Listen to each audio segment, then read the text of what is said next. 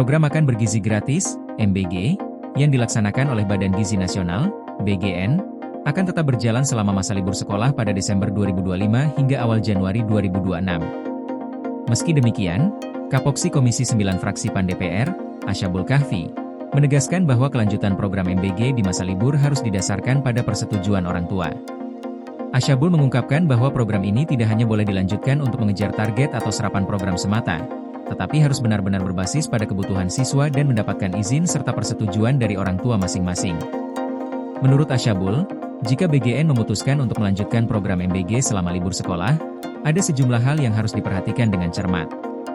Pertama, Asyabul menekankan bahwa data penerima bantuan harus benar-benar valid dan berbasis pada persetujuan orang tua.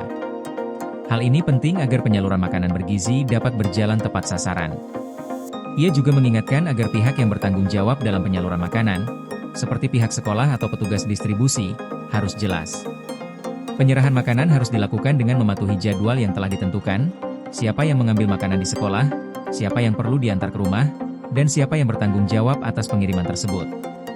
Kedua, Asyabul menyoroti pentingnya prosedur operasional standar, SOP, yang sederhana dan seragam selama masa libur. Menurutnya, SOP distribusi MBG selama liburan harus lebih mudah diikuti dan dapat diterapkan secara konsisten di seluruh wilayah. Untuk itu, penyaluran MBG sejak awal harus sudah memperhitungkan opsi menu siap santap yang bisa diberikan kepada siswa selama beberapa hari, serta menyediakan bahan makanan kering yang bisa dimakan sepanjang liburan. Dengan demikian, anak-anak yang tidak datang ke sekolah masih bisa mendapatkan manfaat dari program ini. Aspek ketiga yang disoroti oleh Asyabul adalah keamanan pangan dan kualitas gizi. Ia menegaskan bahwa aspek ini tidak boleh diabaikan.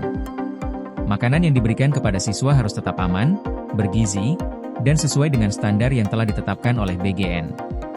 Tidak hanya itu, pengawasan terhadap distribusi MBG juga harus lebih dari sekadar pengawasan administratif.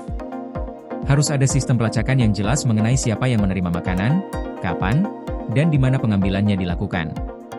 Selain itu, Asyabul menekankan bahwa audit internal dan saluran pengaduan juga harus tersedia dengan cepat jika terjadi masalah dalam proses distribusi. Keempat, Asyabul juga meminta adanya koordinasi yang solid antara pemerintah daerah, sekolah, dan pihak terkait lainnya.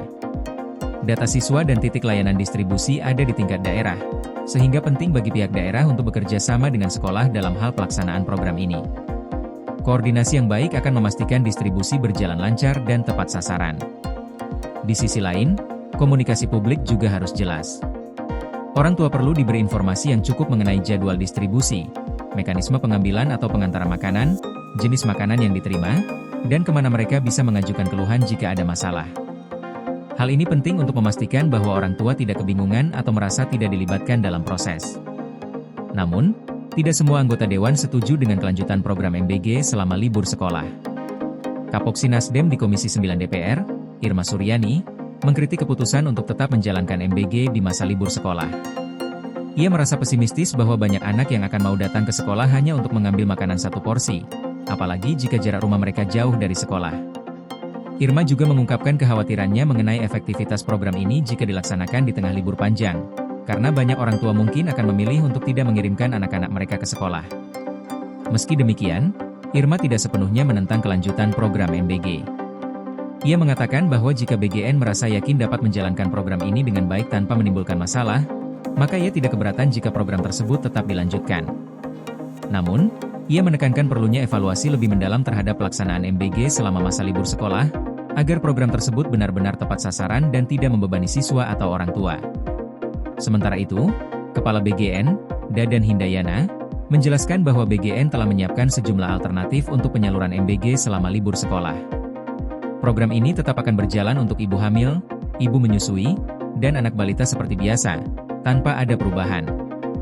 Namun, untuk siswa sekolah, BGN perlu melakukan inventarisasi terlebih dahulu mengenai berapa banyak siswa yang bersedia datang ke sekolah untuk mengambil makanan bergizi. Pada awal liburan, siswa akan diberikan menu siap santap seperti telur, buah, susu, abon, atau dendeng, yang akan dibagikan maksimal selama 4 hari.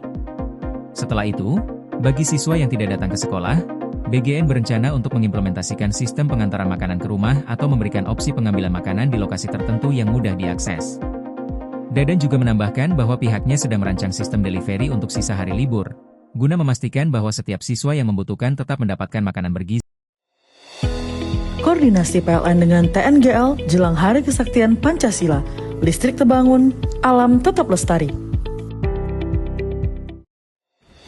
Panen perdana garam Aceh. PLN hadirkan energi untuk UMKM di momen menyambut Hari Kesaktian Pancasila.